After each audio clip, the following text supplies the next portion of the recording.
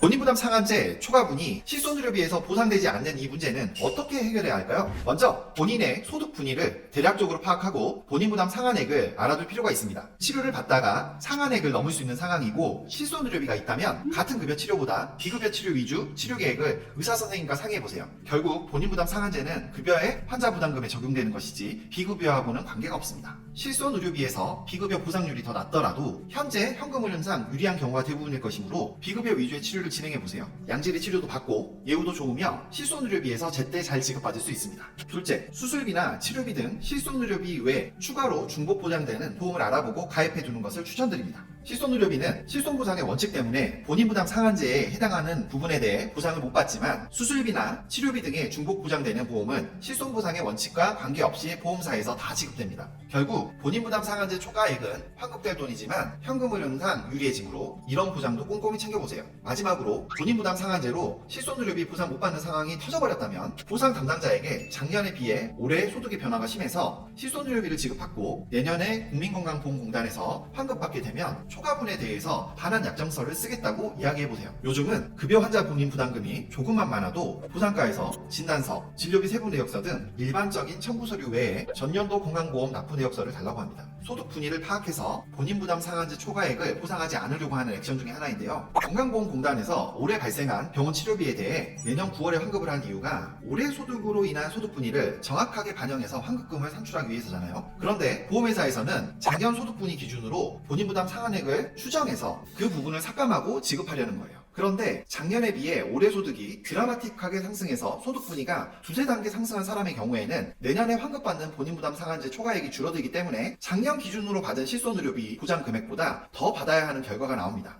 예를 들어보죠. 2024년 기준 5분위에 해당하는 사람이 2025년에 급여치료로 환자 부담금 500만 원을 썼습니다. 이 사람은 2025년 기준 5분이므로 170만 원 초과분인 330만 원에 대해 2026년 9월 공단에서 환급받을 수 있다는 이유로 실손해서 보상을 못 받게 되겠죠. 그런데 이분이 2025년 소득이 늘어서 2026년 8월에 보니 2025년 기준 8분위인 거예요. 8분위 본인 부담 상한은 437만 원이라서 2026년 9월에 63만 원을 환급받았어요. 이렇게 되면 330만 원에서 63만 원을 뺀 267만 원에 대한 실손의료비는 지급받아야 할 금액이에요. 그러면 그때 가서 보험회사가 이것을 챙겨줄까요? 청구를 하면 주겠지만 챙겨주진 않겠죠. 실제 이런 일이 발생한다면 피보험자는 실손의료비 미지급분에 대해 지연이자까지 청구할 수 있습니다. 핵심은 결정되지 않은 환급금에 대해 보험회사에서 빼고 주고 있는 경우가 있을 수 있다는 얘기입니다. 그래서 보상 담당자에게 당신이 현재 산정한 실손의료비 지급보험금이 올해 내 소득의 변화로 인해 틀릴 수 있으니 초과분에 대해 반환 약정서를 쓰고 실손의료비를 지급해달라고 강력히 요청해 보시라는 거예요.